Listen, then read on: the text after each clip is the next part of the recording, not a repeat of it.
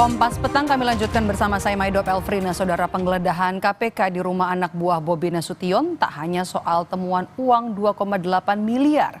Rumah mewah milik Kadis Sumut PUPR Topan Ginting pun turut disorot.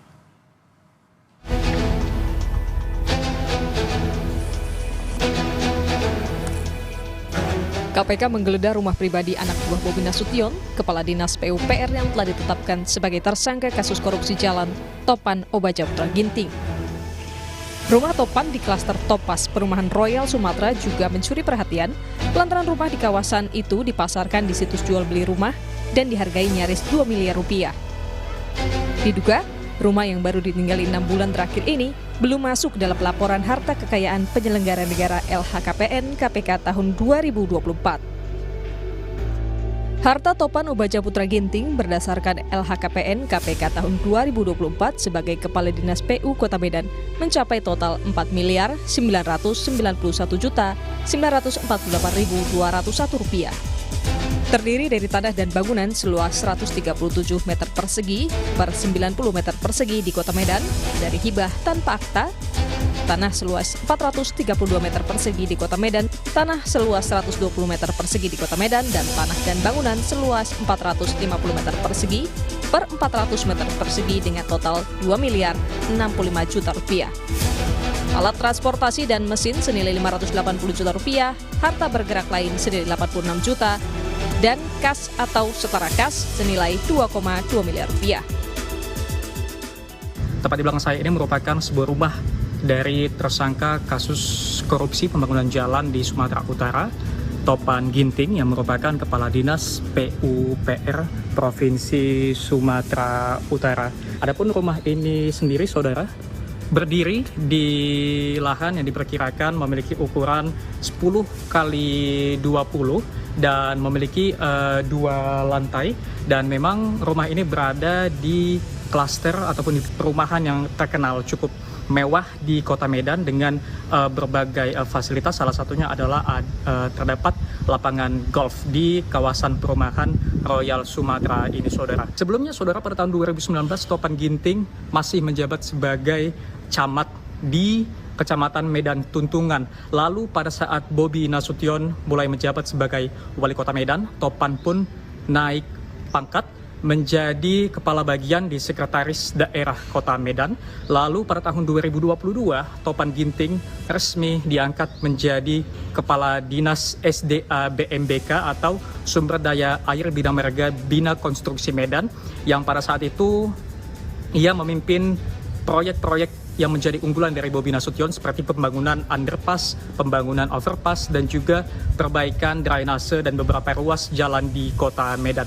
Memang, saudara, jika kita berbicara soal Topan Ginting ini, ia memiliki karir yang begitu cemerlang selama 5 tahun.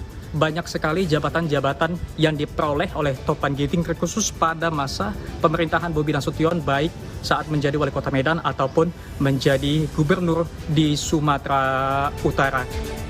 Dari penggeledahan di rumah Topan Ginting, KPK menjelaskan soal temuan barang bukti uang tunai 2,8 miliar rupiah, senjata api berupa pistol jenis Beretta, beserta 7 butir amunisi, serta 1 pucuk airsoft gun laras panjang. Tim melakukan penggeledahan di rumah tersangka TOP. Dalam penggeledahan tersebut, tim mengamankan sejumlah uang senilai sekitar 2,8 miliar.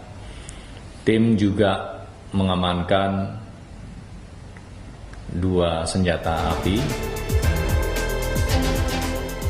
Kepala Dinas Pekerjaan Umum dan Perumahan Rakyat Sumatera Utara Topan Ginting ditetapkan sebagai tersangka kasus suap proyek pembangunan jalan dengan nilai korupsi mencapai lebih dari 8 miliar rupiah. Uang itu diduga diminta Topan sebagai imbalan atas penunjukan PT DNG sebagai pelaksana proyek senilai 231,8 miliar rupiah. Anak buah Bobi Nasution ini terjaring operasi tangkap tangan oleh Komisi Pemberantasan Korupsi pada Kamis 26 Juni 2025. Tim Liputan, Kompas TV.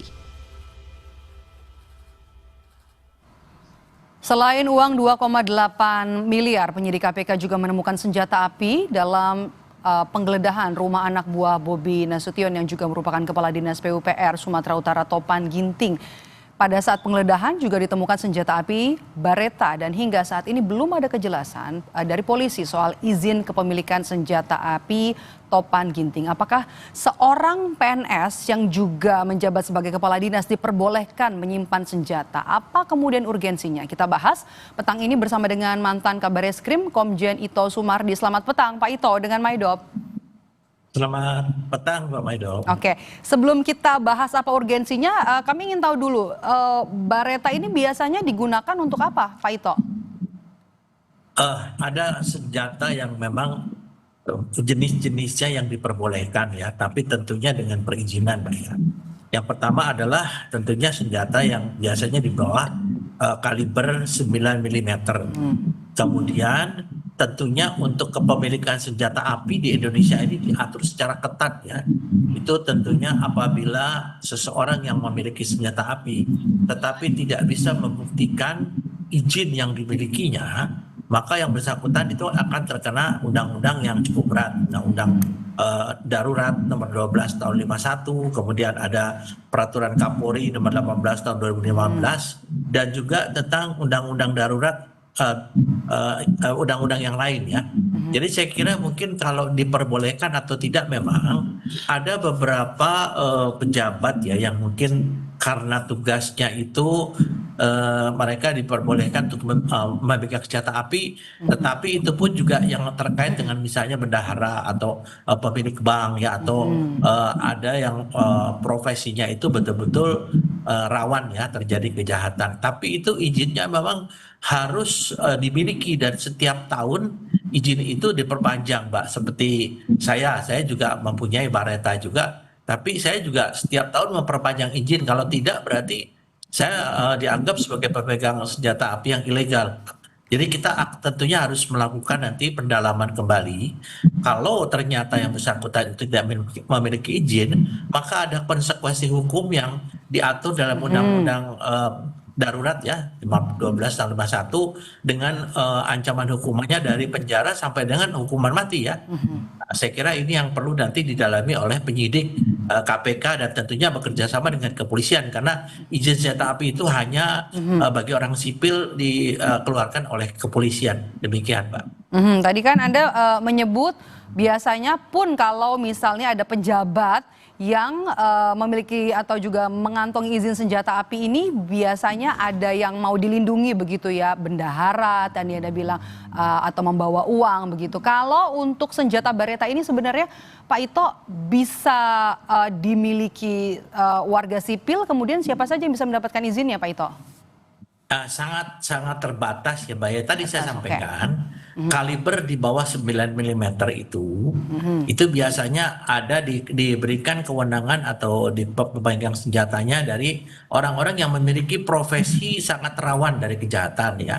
Misalnya pimpinan bank ya, kemudian juga ada bendahara dan lain sebagainya. Tapi kalau yang kasus saudara AP ini TG ini, saya kira mungkin ini yang perlu didalami, karena kalau saya melihat senjatanya itu kelihatan senjata yang bukan merupakan senjata yang baru ya, karena pada umumnya yang dimiliki itu adalah senjata yang memang kondisinya masih baik ya, sehingga yang bersangkutan ini tentunya akan ada pendalaman dari pihak KPK bekerja sama dengan pihak Mabes Polri untuk melihat keabsahan yang bersangkutan memiliki senjata api tersebut, termasuk yang soft gun itu ya. Soft gun juga harus ada izinnya, Mbak. Jadi Anda melihat, Anda membacanya seperti apa nih Pak Ito? Seorang aparatur sipil negara, kepala dinas, menyimpan senjata api, apa urgensinya Anda lihat?